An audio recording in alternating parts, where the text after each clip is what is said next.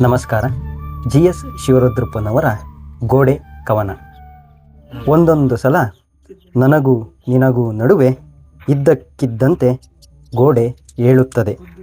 ಎಲ್ಲಿಂದಲೋ ಏನೋ ಇಟ್ಟಿಗೆಯ ಮೇಲೆ ಇಟ್ಟಿಗೆ ಬಂದು ಕೂತಲ್ಲಿಯೇ ನಮ್ಮನ್ನು ಹೂತು ಸುತ್ತಲೂ ಗೋಡೆ ಕಟ್ಟುತ್ತವೆ.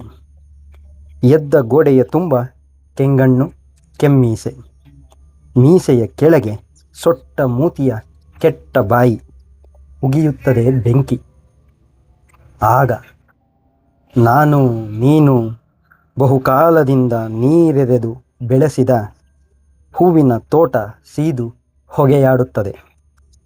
ಹೊಗೆಯಲ್ಲಿ ಉಸಿರು ಕಟ್ಟಿಕೊಂಡು ನಾನು ಮತ್ತು ನೀನು ಗೋಡೆ ಎರಡೂ ಬದಿಗೆ ನರಳಿ ಹೊರಳುತ್ತೇವೆ.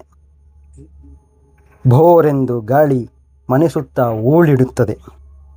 ಕಾರಿರುಳು ಗಪ್ಪನೆ ಕೂತು ನಕ್ಷತ್ರಗಳ ತೆರೆದು ಗುರುಗುಟ್ಟುತ್ತದೆ.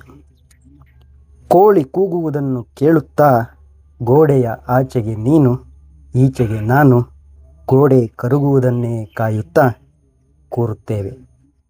ನಮಸ್ಕಾರ.